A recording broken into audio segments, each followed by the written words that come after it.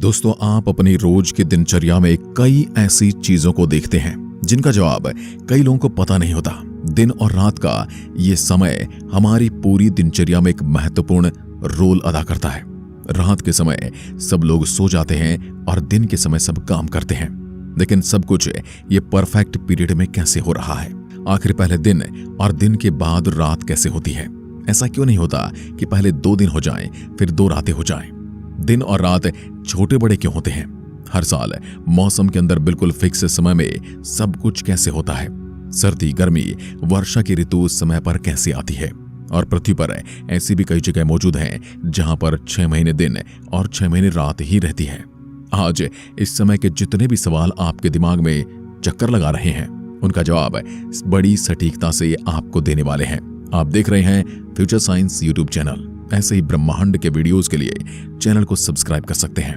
दोस्तों, दिन रात कैसे बनते हैं, ये सवाल बहुत ज्यादा इंटरेस्टिंग है। सबसे पहले आपको बताते हैं कि हमारी पृथ्वी ब्रह्मांड के अंदर एक गोले के रूप में लटकी हुई है, जो दूर से सूरज के गुरुत्वाकर्षण के अंदर बंधी रहकर सूरज का चक्कर लगाती है। पृथ्वी के पास अपना खुद का कोई प्रकाश नहीं है। जो भी उजाला पृथ्वी पर आता है वह सूरज की ही ओर से आता है। इसलिए तो सूरज को पृथ्वी पर लोक देवता का दर्जा भी दिया जाता है।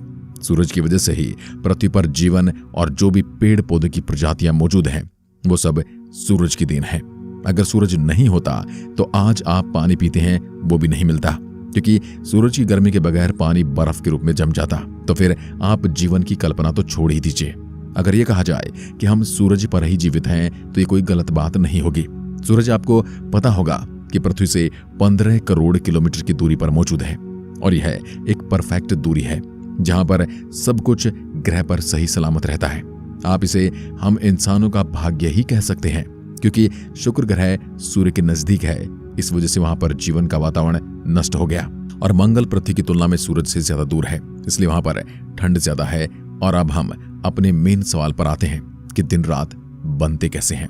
तो इस सवाल का सिंपल सा जवाब है कि पृथ्वी का जो आधा भाग सूरज की ओर होता है, जिस पर सूरज की रोशनी पड़ती है, उस साइड दिन रहता है, और जो भाग सूरज के बैक साइड में पड़ता है उस पर सूरज का प्रकाश नहीं जा पाता। इस वजह से उस वाले भाग में रात होती है। अब दूसरा जो सबसे इंटरेस्टिंग सवाल है कि आखिर दिन के पीछे रात और रात के पीछे दिन क्यों होता है? तो पृथ्वी अपने अक्ष यानी धुरी पर घूमती है। अगर विज्ञान की भाषा में कहें तो इसे परिभ्रमण काल कहा जाता है, और अपनी खुद की धुरी पर एक राउंड पूरा करने में पृथ्वी 24 घंटे का समय लेती है। इस 24 घंटे के समय अंतराल में पृथ्वी का कोई भी एक भाग हमेशा सूरज की ओर से गुजर रहा होता है। इस कारण सूरज की रोशनी इस भाग में पड़ती है, तो इस वजह से दिन रहता है, और पृथ्वी का भाग जो पीछे की साइड रह जाता है वह भाग अंधेरे में रहने के कारण यहाँ पर रात होती है। ये कुछ ऐसे आप वीडियोस फुटेज में देख सकते हैं। इस प्रकार परिभ्रमण के एक चक्कर में लगभग आधे समय के लिए दिन होता है और आधे समय के लिए रात। तब दूसरा चक्कर आरंभ हो जाता है, और इस प्रकार रात के पश्चात दिन और दिन के पश्चात रात रहती है। 24 घंटे के एक दिन रात को साधारण बोलचाल में एक दिन कहा जाता है। और अब आपके दिमाग में जो तीसरा सवाल आ रहा है कि दिन रात छोटे बड़े क्यों होते हैं, अब मैं आपको जो बात बता रहा हूं उसे बड़े ध्यान से समझिएगा। अब आपके दिमाग में ये पूरी तरह से कॉन्सेप्ट क्लियर हो जाएगा। यदि पृथ्वी का अक्ष पृथ्वी के कक्ष यानी सूरज के चारों ओर चक्कर लगाने वाले मार्ग पर लंबवत मतलब कि सीधा होता है, तो पृथ्वी पर ये प्रत्येक स्थान पर दिन रात बराबर होते हैं। लेकिन ऐसा है नहीं। यहाँ पर पृथ्वी का अक्ष पृथ्वी के कक्षा के साथ 66/2 डिग्री कोण बनाए रखता है, और पूरे साल में परिक्रमण में झुकाव इस प्रकार रहता है। अब इस वजह से होता क्या है कि 21 जून को उत्तर ध्रुव सूर्य की ओर सबसे अधिक झुका होता है, जिस वजह से जून में उत्तरी गोलार्ध में दिन बड़े और रात छोटी होती हैं, और इसके उलट दक्षिण गोलार्ध में दिन छोटे हो जाते हैं और रातें बड़ी हो जाती हैं। और 22 सितंबर को दक्षिण ध्रुव सूर्य की सबसे अधिक ओर झुका रहता है, जिस वजह से उत्तरी गोलार्ध में दिन छोटे और रात बड़ी, और दक्षिण गोलार्ध में दिन बड़े और रात छोटे होते हैं। 21 मार्च और 23 सितंबर को उत्तरी और दक्षिणी ध्रुव का सूर्य के प्रति झुकाव एक समान होता है। इसका परिणाम यह होता है कि इस दिन और रात दोनों बराबर होते हैं। अब बात आती है पृथ्वी के ध्रुवीय इलाकों की, जैसा कि मैंने वीडियो में पहले बताया, 6 महीने तक दिन और 6 महीने तक रात पृथ्वी के ध्रुवीय इलाकों में रहती है। उत्तरी ध्रुव 21 मार्च से 23 सितंबर तक लगातार सूर्य के सामने रहता है और दक्षिण ध्रुव 23 सितंबर से 21 मार्च तक विषुवत वृत्त पर दिन रात वर्ष भर समान होते हैं और मौसम भी वर्ष भर एक जैसा ही रहता है। अब बात आती है,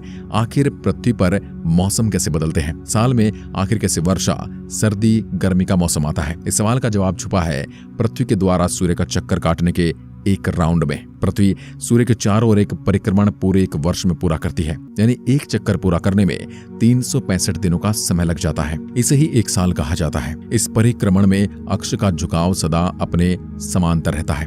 21 मार्च को सूर्य विषुवत वृत्त पर लंबवत चमकता है और 21 जून को 23.5 डिग्री उत्तर में कर्क वृत्त पर सीधा चमकता है। 23 सितंबर को विषुवत वृत्त पर सूर्य की किरणें लंबवत पड़ती हैं और 22 सितंबर को 23.5 दक्षिण में मकर वृत्त पर। इसका परिक्रमण यह होता है कि उत्तरी गोलार्ध में मार्च में बसंत ऋतु होती है, जून में ग्रीष्म ऋतु, सितंबर में शरद ऋतु और दिसंबर में शीत ऋतु होती है। दक्षिण गोलार्ध में ऋतुएं इसके विपरीत होती हैं। गर्मी के मौसम में दिन लंबे होते हैं और रात समय में छोटी होती हैं। सर्दी के ऋतु में दिन छोटे हो जाते हैं और रातें लंबी हो जाती हैं और बसंत और शरद ऋतु में दिन रात बराबर होते हैं और मौसम सुहावना होता है। दोपहर को सूर्य की किरणें लंबवत पड़ती हैं, परंतु प्रातः और साय के समय किरणें तिरछी होती हैं। यही कारण है कि दोपहर को हमारी छाया छोटी होती है, परंतु सवेरे और शाम के समय बड़ी होती है। इस प्रकार ग्रीष्म ऋतु में सूर्य दोपहर के समय शीत ऋतु की अपेक्षा अधिक लंबवत होता है। अतः ग्रीष्म ऋतु में साय छोटे होते हैं और शीत ऋतु में लंबे होते हैं। एक और बात ध्यान देने योग्य है, सूर्योदय के समय गर्मी हल्की होती है। जो सूर्य आकाश में ऊपर उठता है, गर्मी बढ़ती जाती है। दोपहर के समय सूर्य सबसे अधिक ऊंचाई पर आ चुका होता है और फिर ढलने लगता है, परंतु गर्मी अभी भी 2 घंटे बढ़ती जाती है। कारण यह है कि सवेरे से दोपहर तक धूप की बहुत सी गर्मी पृथ्वी में एकत्रित हो चुकी होती है और दोपहर के पश्चात भी सूर्य अभी 2 घंटे लगभग सीधा ही चमकता रहता है, जिससे पर्याप्त मात्रा में और अधिक गर्मी बढ़ती जाती है। फिर सूर्य और अधिक ढल जाता है, तब धूप में बहुत कम गर्मी रह जाती है। इस समय इसे सायकाल को मौसम ठंडा हो जाता है और रात को भी आधी रात के पश्चात आधी रात की अपेक्षा अधिक सर्दी हो जाती है।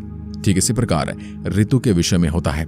हमारे यहाँ जून में सबसे अधिक गर्मी न होकर जुलाई का मास सबसे अधिक गर्म होता है और शीतकाल में दिसंबर की अपेक्षा जनवरी में सर्दी अधिक पड़ती है।